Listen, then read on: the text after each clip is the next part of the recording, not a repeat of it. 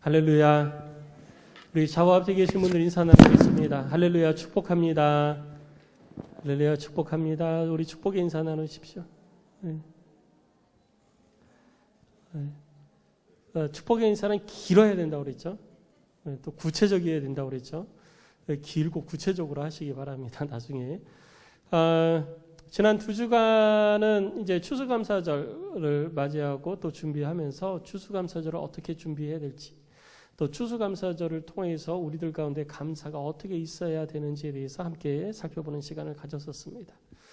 오늘 이제 마태복음으로 다시 돌아와서 마태복음 7장 내용을 살펴보도록 하겠습니다. 특별히 마태복음 오늘 본문은 7장 7절로 12절까지의 말씀입니다. 우리가 잘 아는 말씀이죠.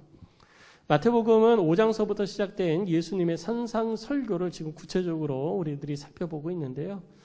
예수님은 상상설교를 통해서 하나님의 백성이 살아야 할 삶의 모습에 대해서 우리들에게 가르쳐 주셨어요. 아마 여러분 다 기억하시겠지만 간략하게 요약을 해보면 이렇습니다. 예수님이 팔복을 가르쳐 주심으로써 산상수훈의 내용이 시작되어졌는데, 구원받은 그리스도인은 하늘의 소망을 두고 천국의 복된 삶을 사모하면서 이 땅에서 살아야 된다. 그렇게 삶을 살아야 이 땅에서 소금과 빛이 될 수 있다. 이렇게 말씀하시면서, 그러면 구체적인 그 내용, 이 땅에서 소금과 빛으로 삶을 살아가는 구체적인 방법은 무엇이냐? 그건 너희가 이미 들어서 알고 있다. 그건 뭐냐면 모세를 통해서 너희에게 들려진 하나님의 말씀이요 율법이다. 그러니까 너희가 그것을 따라서 삶을 살아가면 된다. 그런데 너희는 지금 율법을 너희의 입맛에 따라서 바꾸어 가면서 적용을 했다. 내 삶의 환경의 변화에 따라서 하나님의 율법이 변하는 것이 아니라 하나님의 율법에 내 삶을 맞춰야 되는데 거꾸로 가고 있다. 내가 살기 편한 방법대로 내 삶을 받쳐주기 위해서 하나님의 율법을 변형시켜가면서 내 삶에 적용을 해왔다. 그러면서 스스로 나는 거룩하다, 나는 율법을 잘 지킨다, 그렇게 이야기를 하고 있었다. 너희들이 알고 있는 그 율법, 그것은 하나님이 본래 우리에게 주신 그 율법의 뜻과 거리가 있다. 그러니 그것을 고쳐야 된다라고 예수님께서 가르쳐 주신 거예요. 그래서 구체적으로 그 예수님의 가르침의 내용을 보면 간음에 대해서, 또 맹세에 대해서, 원수를 사랑하는 것에 대해서, 구제에 대해서, 기도에 대해서, 금식에 대해서, 그리고 이 땅에서의 보물의 개념에 대해서, 다른 사람을 향한 비판에 대해서 말씀을 해 주셨습니다. 그래서 우리는 이러한 예수님의 가르침을 들으면서 스스로 생각해 봅니다. 그러면서 우리들 스스로 다짐을 하죠. 아, 그래, 맞아. 그렇게 살아야 돼. 그렇게 사는 게 맞는 것 같아. 내가 잘못 살아왔네. 제대로 살아야 되겠다. 아마 그런 생각을 여러분들 하셨을 겁니다. 그리고 그렇게 생각만 하는 것이 아니라 그렇게 살려고 노력들을 하셨을 거예요. 그렇게 살려고 우리가 앞으로도 계속해서 노력을 할 것입니다. 근데 문제는 생각만큼 그것이 잘 되지 않는다라는 거예요. 마음 먹었으면 그렇게 생각하고 내가 도전하고 실천하려고 내가 적극적으로 나서면 이게 될 줄 알았는데 이게 마음먹은 만큼 잘 안 되는 거예요. 그러면 어떻게 해야 될까요? 포기해야 되나요? 아니면 삶 속에 적용해서 살아가기는 어려우니까 생각이라도 하자. 그래서 생각만 하고 살면 되는 것일까요? 당시에 예수님으로부터 이 말씀을 듣는 유대인들도 그런 생각을 많이 했었을 것입니다. 그런데 중요한 것은 하나님은 우리가 할 수 없는 것을 우리에게 말씀하시는 분이 아니에요. 예수님은 우리가 하지도 못할 일들을 가르쳐주면서 너희들 그렇게 해라, 그렇게 말씀하시는 분이 아니라는 것입니다. 사람들은 그렇게 예수님이 가르쳐 주신 대로 사는 것은 불가능한 것이야 라고 생각할지도 모릅니다. 그런데 그것은 자기 핑계거리와 자기의 위안일 수밖에 없습니다. 우리는 그렇게 살 수 있어요. 그렇게 살 수 있기 때문에 우리 주님이 우리들 가운데 그렇게 가르쳐 주신 것입니다. 어찌 보면 유대인들은 그렇게 살지 못하기 때문에 자신들의 수준에 맞춰가지고 하나님의 율법을 변형을 시킨 걸지도 몰라요. 그런데 예수님은 그런 모습들이 결코 옳은 모습이 아니다라고 가르쳐 주시면서 하나님의 본래에 우리들 가운데 주신 그 뜻대로 삶을 살아가는 것이 하나님의 백성다운 삶이다라고 가르쳐 주신 것이죠. 그것이 그리스도인의 삶이라는 거예요. 우리는 그렇게 살아야 되는 것입니다. 그리고 그렇게 살아내야 되는 것이죠. 그것이 그리스도인다운 삶의 모습인 것입니다. 그래서 그런 고민을 하고 있는 사람들에게 예수님께서 7절, 8절 말씀을 주시는 거예요. 우리 7절, 8절 말씀을 같이 읽어보겠습니다. 시작. 구하라, 그리하면 너희에게 주실 것이요. 찾으라, 그리하면 찾아낼 것이요. 문을 두드리라, 그리하면 너희에게 열릴 것이니 구하는 자마다 얻을 것이요. 찾는 이는 찾아낼 것이며 두드리는 이에게는 열릴 것이니라. 할렐루야. 우리 주님이 우리들 가운데에 우리가 할 수 없는 것들을 말씀하시는 게 아니에요. 할 수 있는 것을 말씀하시는 거예요. 그런데 우리들의 힘과 우리들의 능력만으로는 안 되는 것이죠. 그래서 하나님 앞에 하나님의 뜻을 따라 삶을 살아가기를 원하는 사람들은 하나님 앞에 나와서 구하라, 찾으라, 두드리라 라고 명령을 하고 계시는 것입니다. 이 말씀을 통하여서 우리는 어떤 기도의 제목들에 대해 가지고 내가 원하는 것, 내가 소망하는 것에 대한 기도의 제목을 가지고 있을 때 그 기도의 제목이 이루어지기를 위해서 내가 구하고 찾고 두드리고 열심히 기도하면 하나님께서 내 기도에 응답해 주신다라는 본문으로 말씀으로 우리가 그렇게 받을 수도 있지만 오늘 마태복음 7장 7절로 12절 가운데 말씀하시는 주님의 말씀은요. 하나님의 백성이 하나님의 뜻대로 삶을 살아가기를 원하지만 자꾸 넘어지고 실패하고 주저앉는 그런 모습 속에서 우리가 어떻게 하나님 앞에 서야 할 것이냐를 가르쳐주고 있는 거예요. 우리가 하나님의 말씀을 따라 삶을 살아가려고 할 때 잘 되지 않으면 어떻게 하느냐? 포기하느냐? 아니에요. 그냥 모른 척하느냐? 아니에요. 내가 하나님의 말씀을 따라 삶을 살아갈 수 있도록 하나님 앞에 엎드려 기도하라는 것입니다. 내가 하나님께 배운 그대로 삶을 살아갈 수 있도록 하나님께 구하라는 거예요. 그러면 하나님께서 도와주신다는 것입니다. 하나님께서 도와주셔서 우리로 하여금 포기하지 않고 하나님의 뜻대로 삶을 살아갈 수 있도록 힘주시고 능력 주시고 하나님께서 옆에서 우리를 도와주신다는 것입니다. 그래서 먼저는 예수님께서 이 땅에 오셔서 하나님의 뜻이 무엇인지를 가르쳐 주신 거예요. 하나님의 뜻을 따라 삶을 살아가라고 말씀하신 것입니다. 예수님도 우리들의 힘만 가지고는 그대로 삶을 살아갈 수 없다는 걸 아셨어요. 그래서 예수님께서 요한복음 14장 26절에 이렇게 말씀을 하신 것입니다. 보혜사 곧 아버지께서 내 이름으로 보내실 성령 그가 너희에게 모든 것을 가르치고 내가 너희에게 말한 모든 것을 생각나게 하리라. 예수님이 우리들 가운데 하나님의 뜻을 다 가르쳐 주셨지만 예수님은 하늘나라로 올라가셨습니다. 그럼 우리는 어떻게 해야 될까요? 예수님처럼 우리에게 하나님의 뜻을 잘 가르쳐 주시는 분이 계시면 야 이렇게 살아야 돼, 이렇게 살아야 돼, 그건 그렇게 살면 안 돼 이러면서 우리를 늘 선한 길로 인도하실 텐데 그분이 하늘로 올라가신 거예요. 그런데 올라가시면서 우리 주님이 약속해 주신 것은 또 다른 보혜사를 너에게 보내주시겠다 하신 거예요. 보혜사라는 것은 도움을 베풀기 위해 곁으로 부름을 받은 자라는 의미를 가지고 있습니다. 도와주는 분. 그분이 보혜사라는 거죠. 우리가 이 땅에서 하나님의 백성으로서 삶을 살아갈 때 하나님의 뜻을 알지만 그 하나님의 뜻대로 삶을 살아갈 수 있는 힘이 부족할 때 내 힘과 내 의지, 내 능력만 가지고 안 될 때 우리를 그 가운데 온전한 그리스도인의 삶을 살아갈 수 있도록 돕는 일을 우리 주님께서 우리를 위해서 보내주신다 하신 거예요. 그분이 바로 우리 주 성령님이신 것입니다. 그래서 우리는 이 땅의 삶을 살면서 내 힘으로만 하나님의 백성답게 삶을 살아갈 수 없어요. 내 의지로만 안 되는 것입니다. 하나님의 성령을 의지해야 우리는 그리스도인다운 삶, 하나님의 백성다운 삶을 살아갈 수 있는 것입니다. 그럼 우리를 도와주시는 분이 계시니까 우리는 그럼 손 놓으면 되겠다. 손 놓고 가만히 있어도 우리는 뭐 다 알아서 하네. 여러분 그거는 옳지 않습니다. 요즘 자율주행차가 나와서 알아서 운전을 하죠. 알아서 운전해요. 그냥 이렇게 차선만 딱 맞춰놓으면 자기가 알아서 갑니다. 지금은 이제 목적지를 정해놓으면 그 목적지까지 알아서 가는 차를 연구를 한다고 그러죠. 지금은 고속도로나 이런 데 가면요. 핸들이 알아서, 저도 깜짝 놀랐어요. 이렇게 운전을 하면 핸들이 알아서 차선을 따라서 이렇게 돌아가요. 그래서 이게 지금 제대로 가고 있나 안 가고 있나 저도 막 반신반의하고 막 그랬었는데 알아서 돌아가요. 알아서. 성령님께서 우리를 도와주시니까 그럼 우리는 아무것도 안 해도 되냐? 아니에요. 아닙니다. 우리가 해야지 돼요. 하나님께서 우리를 도와주신다 하시고 하나님께서 우리들에게 힘 주시고 능력 주셔서 주의 뜻 가운데 살아갈 수 있도록 해 주신다 할지라도 우리는 우리의 일을 해야 되는 것입니다.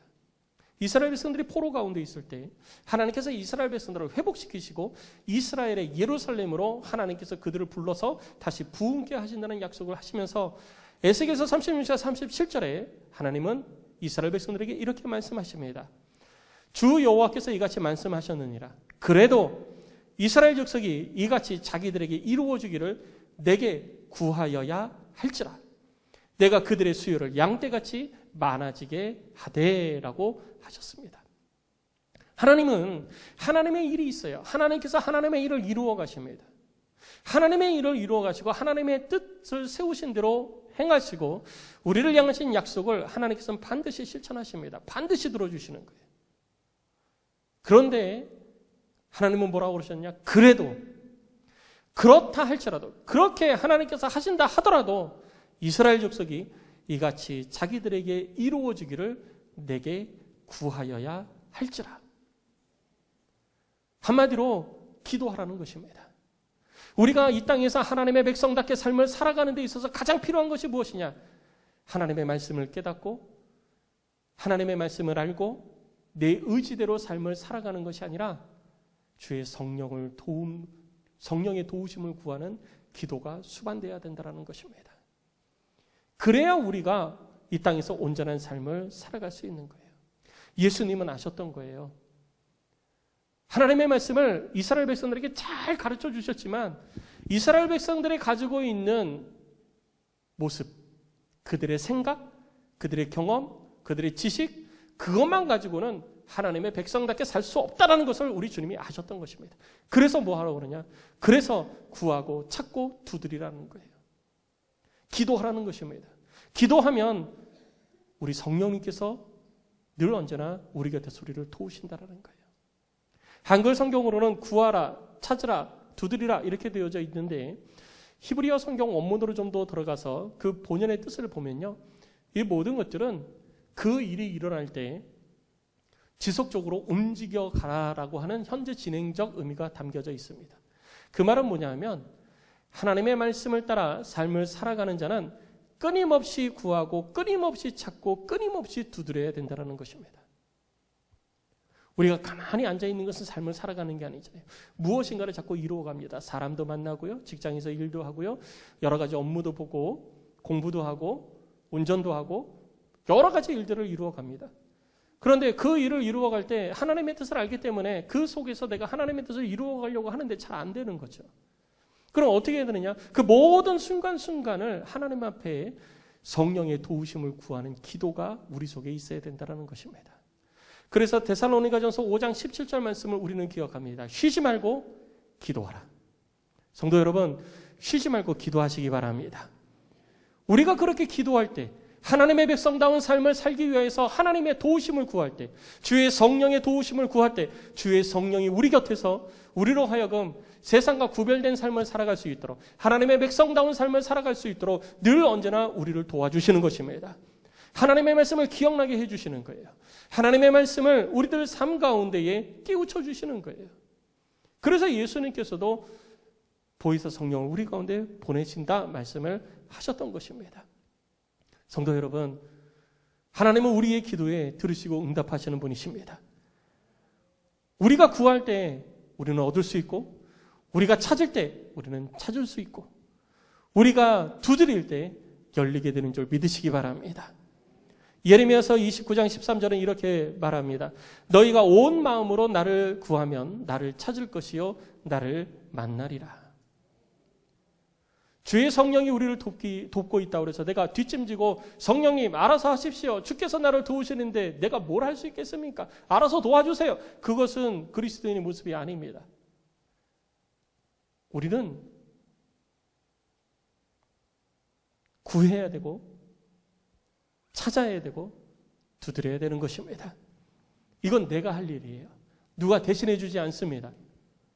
이것마저 해주세요 라고 하는 것은 우리를 향하신 하나님의 뜻이 아닙니다. 우리들 가운데 역사하시는 하나님의 일하심을 기억하면서 끊임없이 구하시고 찾으시고 두드리시기를 주의 이름으로 축복합니다. 내가 구하고 찾고 두드리지 않으면 받을 수도 없고 찾아낼 수도 없고 열리지도 않는 거예요. 내가 구해야지 얻을 수 있는 것이고 찾아야지 찾을 수 있는 것이고 두드려야 얻을 수 있다는 사실을 기억하시고 지금 이 순간부터 끊임없이 쉬지 말고 기도하는 가운데 하나님의 능력을 경험하고 삶 가운데 거룩한 길로 인도하시는 주의 성령의 역사하심을 경험하는 우리 안동의 모든 성도들이 되시기를 주의 이름으로 축복합니다. 그리고 그렇게 말씀하시면서 우리 주님은 다시 한번 예를 들어주세요. 그것이 9절로 11절 말씀입니다. 우리 9절로 11절 같이 읽습니다. 시작. 너희 중에 누가 아들이 떡을 달라 하는데 돌을 주며 생선을 달라 하는데 뱀을 줄 사람이 있겠느냐. 너희가 악한 자로 좋은 것으로 자식에게 줄 줄 알거든 하물며 하늘에 계신 너희 아버지께서 구하는 자에게 좋은 것으로 주시지 않겠느냐. 하나님께서 좋은 것으로 주신대요. 이거를 조금 더 히브리적인 표현으로 살펴보면 이런 의미입니다. 약간 반어법적인 의미가 포함되어져 있어요. 그게 뭐냐면 악한 사람 우리가 누군지 알죠? 흉폭하고 다른 사람을 업신여기고 자기의 이득만을 위해서 다른 사람의 손해도 보지 않고 돌아보지 않고 자기가 원하는 것만 얻을 수 있다면 다른 사람이 무슨 손해를 보고 무슨 피해를 당하든지 관심도 없는 사람이에요. 다른 사람을 폭행하는 것도 아주 예사롭게 생각하는 그런 사람입니다. 도둑질하는 것도 내가 하면은 위치 이동이요, 다른 사람이 하면 도둑질. 군대 갔다 온 사람은 알죠? 내가 하면 위치 이동, 다른 사람이 하면 도둑질. 다 이런 거예요. 이런 개념으로 생각을 하는 사람이, 그런 사람이 바로 악한 사람입니다. 그런데 그 악한 사람이 자신의 자녀에게 떡을 대신해서 돌을 주거나 생선을 대신해서 정과를 주지 않는다면 의로움의 기준이 되시는 참된 의로우신 그 하나님께서 악한 사람도 그렇게 하는데 의의 기준이 되시는 하나님께서 그 자녀에게 좋은 것으로 주시지 않겠냐는 거예요. 당연히 좋은 것으로 주신다는 것입니다. 악한 사람과 하나님을 비교한다는 것 자체가 어불성설이죠. 그러나 악한 사람이 자기 자녀에게 그렇게 준다는데 하나님께서 왜 주시지 않겠냐? 그러니까 우리가 받지 못하는 것은 구하지 아니하였기 때문이고 찾지 아니하였기 때문이고 두드리지 아니하였기 때문에 우리들의 삶에 하나님의 능력을 경험하지 못한다라는 거예요. 하나님의 백성다운 삶이 어떤 것인 줄을 알면서도 그러한 삶을 살지 못하는 것은 내 힘만 가지고 살려고 했기 때문인 것입니다. 내 경험과 내 능력, 내 의지만 가지고서 삶을 살려고 하니까 실패하고 주저앉고 그리고 낙망하게 되는 것입니다. 하나님의 백성에게 하나님께서 원하시는 것은 하나님의 백성다운 삶을 원하시는 것입니다. 주님의 뜻 가운데 온전한 순종의 삶을 살아가기를 하나님은 그의 자녀와 그의 백성에게 원하시는 것입니다. 그것도 우리의 힘으로 안 되기 때문에, 알기는 하지만 우리의 힘으로 안 되기 때문에, 우리 주님도 그것을 아셨기 때문에 보이사 성령을 우리 가운데 보내주셔서 우리가 구할 때마다 우리에게 피할 길을 열어주시고 넘어야 할 산이 있다면 넘을 수 있는 힘도 주시고 우리가 건너야 할 강이 있으면 건널 수 있는 길도 열어주시는 것이 바로 우리 주님이 하시는 일인 것입니다. 성도 여러분, 그리스도인다운 삶을 삶 가운데 이루어 가시기를 주의 이름으로 축복합니다. 여러분들의 힘과 능력으로 하지 마시고 성령을 의지하여 하시기를 바랍니다. 기도하시기 바랍니다. 끊임없이 기도하시기 바랍니다. 그때 우리의 삶의 변화가 반드시 찾아오게 될 줄로 믿습니다. 하나님은 늘 언제나 우리에게 그렇게 복을 주시는 거예요. 반드시 하나님은 약속대로 하나님의 뜻을 이루시는 것입니다. 히브리서 10장 36절을 보면 너희에게 인내가 필요하면 너희가 하나님의 뜻을 행한 후에 약속하신 것을 받기 위함이라 라고 말하고 있습니다. 인내해야지 돼요. 안 돼도 참아야 돼요. 끝까지 버텨야 됩니다. 인내라는 것은요, 한마디로 얘기하면 버티는 거예요. 버티는 거. 가슴에 칼을 꽂고 이 참을인 자가 마음심자 위에 칼도자가 있는 거잖아요. 가슴에 칼을 꽂았다는 거예요. 그거를 참는 거죠. 그냥 가슴에 칼을 저는 그렇게 생각해요. 가슴에 칼을 꽂았어요. 아프죠? 그래서 칼을 빼내는 거는 인내가 아니에요. 그건 인내가 아니에요. 인내는 뭐냐면 가슴에 칼이 꽂혀 있어요. 아파요. 근데 꽂은 채로 견디는 거예요. 버티는 거예요. 힘들어도 아파도 버텨내는 거예요. 참아내는 거예요. 그것이 인내예요. 우리들의 삶 가운데에도요, 하나님의 뜻을 삶을 살아가다 보면 이러한 일들이 있을 수 있습니다. 여러분 버티시기 바랍니다. 참으시기 바랍니다. 인내하시기 바랍니다. 주께서 반드시 우리들의 간구의 소리를 들으시고 피할 길을 여시고 하늘의 복으로 채워주실 줄 믿습니다. 베드로전서 5장 7절 말씀은 너희 염려를 다 주께 맡기라. 이는 그가 너희를 돌보심이라. 주의 돌보심의 은혜가 있으시기를 주의 이름으로 축복합니다. 근데 여기서 우리가 간과하면 안 될 게 있어요. 그게 뭐냐면요, 기도를 백지수표로 여기서는 안 된다는 거예요. 기도는 우리가 원하는 것을 무엇이든지 얻을 수 있는 흔히 이야기하는 마술적인 방법이 아닙니다. 딱 뿅 하면은 뭐가 이렇게 탁 나타나고, 내가 원하는 게 있어요. 그래서 기도하면은 뿅 해가지고 뭐 탁 나타나고, 그게 기도가 아니에요. 이미 예수님께서는 이스라엘 백성들을 향하여서 기도가 어떤 것인지를 그 이전에 벌써 가르쳐 주신 거예요. 그래서 오늘 기도의 말씀을 이렇게 이스라엘 백성들이 가르쳐 줄 수 있는 거죠.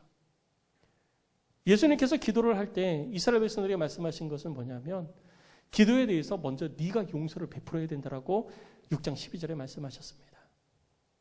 그리고 사람들 앞에 주목받는 기도, 그거 하지 말라고 6장 5절로 6절에 말씀하셨어요. 우리들이 인내해야지 돼요. 무엇보다 중요한 것은요, 마태복음 6장 10절에 기록된 내용입니다. 하나님의 뜻에 합한 기도가 돼야 된다라고 말씀하고 가르쳐 주신 것입니다. 우리가 이 땅에 살면서 하나님의 백성으로서 삶을 살아갈 때 필요한 것들을 하나님 앞에 구할 때 주께서 채워주시는 거예요. 내가 원하는 대로, 내가 하고 싶은 대로, 내가 이루고 싶은 대로 내 맘대로 하려고 구하는 거, 그거 하나님이 응답하시지 않는다라는 거죠. 너희들은 구하고 찾고 두드리라. 그런데 그것이 하나님의 뜻에 합한 것이 되어야 된다라고 주님이 말씀하시는 겁니다. 여러분들의 인생이 늘 언제나 하나님의 뜻 가운데에 중심 잡고 걸어가는 인생이 되시기를 주의 이름으로 축복합니다. 그리고 그 길을 걸어감에 필요한 것들, 달려가려고 하는데 안 달려가져요. 넘어가려고 하는데 힘이 부족해서 안 돼요. 하나님의 말씀대로 살려면 저걸 넘어가야 되는데 안 돼요. 여러분 그때 기도하십시오. 구하십시오. 주의 성령이 우리를 도우실 줄로 믿습니다. 주의 성령이 우리를 온전케 하실 줄로 믿습니다. 그런 기도의 능력자가 되시기를 주의 이름으로 축원합니다. 그리고 예수님께서 12절 말씀에 마지막 마무리를 하십니다. 우리 12절 같이 읽어볼까요? 시작. 그러므로 무엇이든지 남에게 대접을 받고자 하는 대로 너희도 남을 대접하라. 이것이 율법이요 선지자니라. 조금 뜬금없죠? 아닌가요? 저만 그런가요? 저는 그 어렸을 때 성경을 읽다가 이 부분을 읽으면 항상 좀 뜬금없다 생각을 했어요. 아니 갑자기 기도 얘기 나오고 막 이렇게 하다가 갑자기 뭐 대접하라는 말씀을 하시는 거에서 조금 뜬금없네. 이게 무슨 의미지? 저는 고민을 굉장히 많이 했던 기억이 있습니다. 근데 여러분은 아무런 고민을 안 하시나 봐요. 하나님의 말씀에 무슨 고민이 필요하겠습니까? 그렇죠? 하나님의 말씀 믿는 거지 무슨 고민을 해, 고민을. 있으면 그냥 믿으면 되지. 맞아요. 그럼 그대로 믿으면 됩니다. 근데 저는 이 말씀, 예수님께서 왜 이 말씀을 하셨는가? 이 말씀은요, 갑자기 남을 대접하라라고 하신 것이 아니고요. 이 말씀은 마태복음 5장 1절부터 시작되어진 산상수훈의 마무리예요. 여러분 우리가 황금률 다 들어보셨죠? 황금률이라고 이야기를 할 때 어떤 분은 마태복음 5장부터 시작되어진 산상수훈을 다 황금률이라고 이야기하기도 하고 또 팔복을 황금률이라기도 하고 뭐 여러 가지 뭐 주장하는 게 있습니다. 그런데 가장 근본이 되어지는 황금률은 바로 우리가 읽은 7장 12절 말씀이 황금률이에요. 마태복음 5장 1절서부터 7장 11절까지 쭉 하나님의 백성의 삶에 대해서 이야기를 했습니다. 이 땅에서 삶이에요. 하나님의 백성의 천국에서의 삶이 아니라 하나님의 백성의 이 땅에서의 삶을 말씀하신 거예요. 하나님의 백성의 이 땅에서의 삶을 예수님께서 쭉 말씀하신 다음에 결론을 내립니다. 그러니까 오늘 본문의 12절 말씀을 보니까 뭐라고 시작합니까? 그러므로라고 시작하고 있죠. 그러니까 그러므로 너희는 어떻게 들으냐? 남에게 대접받으려고 한다면 남을 먼저 대접하라는 거예요. 하나님의 백성이 이 땅에서 삶을 살아가는 것은요, 이타적인 삶이 되어져야 되는 거예요. 이기적인 삶이 돼서는 안 되는 것입니다. 그런데 우리는 여기서 이기적인 삶과 이타적인 삶을 이야기를 할 때 다른 사람에게 피해를 주면 내 이득을 위해서 다른 사람을 피해 주면 그것은 이기적이라고 그러고 내가 원하는 것을 이루어 가는데 다른 사람에게 피해를 주지 않으면 그것은 이타주의적이라고 이야기를 하기도 합니다. 그런데 예수님께서는 그런 소극적인 이타주의를 얘기하시는 게 아니에요. 다른 사람에게 피해만 안 주면 된다라는 것이 아니라 어떻게 하라고 그럽니까? 다른 사람에게 대접하라라고 말씀하고 있는 거예요. 내가 이 땅에서 하나님의 백성으로서 존중받고 존경받고 하나님의 뜻 가운데에 칭찬받는 사람이 되기 위해서는 우리들의 삶 가운데에 이타적인 삶, 적극적인 이타의 삶이 있어야 된다는 거예요. 하나님께서 내게 베푸신 은혜를 가지고 내게 베푸신 복을 따라서 다른 사람의 필요를 내가 공급하고 채워가는 그런 삶이 하나님의 백성의 삶이 되어야 된다고 말하고 있는 것입니다. 그래서 끊임없이 하나님의 백성은 구제의 실천이 이루어져야 되는 거예요. 예수님께서 이 말씀하신 것은 유대인들이 자기만 알고 삶을 살았기 때문이에요. 남을 구제를 해도 내가 드러나고 내가 칭찬받기 위해서 구제를 했지 다른 사람을 진짜 긍휼히 여기고 불쌍히 여기서 구제한 게 아니었잖아요. 그거는 하나님의 백성의 삶이 아니라는 거예요. 하나님의 백성의 삶은 적극적 이타주의의 삶이 되어야 된다. 적극적 이타주의의 삶의 첫 번째 대상은 누구냐? 바로 여호와 하나님이라는 것이죠. 우리 자신을 위해서, 나 자신을 위해서 사는 것이 아니라 나를 구원하신 우리 주 여호와 하나님을 위해서 삶을 살아가는 것이 먼저라는 것입니다. 그리고 두 번째는 우리의 공동체를 위해서, 믿음의 공동체를 위하여서 내가 가지고 있는 하나님께서 내게 베푸신 복을 따라 그 공동체를 섬기는 것, 교회를 섬기는 것이 두 번째예요. 세 번째는 하나님의 말씀을 따라 이 땅에 다른 이들의 연약한 자, 부족한 자, 어려움에 빠진 자, 그들을 향하여서 그들의 필요를 채워가는 것이 바로 이타주의적 삶의 모습이라는 것입니다. 내 분에 넘치도록 채워가는 게 아니에요. 하나님께서 내게 주신 복을 따라서 다른 사람을 섬기고 세워가는 것. 그것이 바로 하나님의 사람의 모습이라는 것입니다. 이 일을 이루어가는데 기도 없이는 안 된다는 것이죠. 여러분, 하나님의 말씀을 따라 삶을 살아가려고 마음 먹었다가 안 돼가지고 중도에 포기한 적이 있으시죠? 오늘부터는 내가 하나님의 말씀을 따라 기도해야지. 그런데 안 돼서 포기한 적이 있으시죠? 포기가 계속 반복되다 보니까 여러분들 스스로 난 역시 안 되나 봐. 난 안 돼. 난 어쩔 수 없어. 그리고 자책감에 빠지신 적이 있으시죠? 내 힘으로 하려고 그러니까 그런 거예요. 내 의지로만 하려고 그러니까 그런 거예요. 주의 도우심을 구하시기 바랍니다.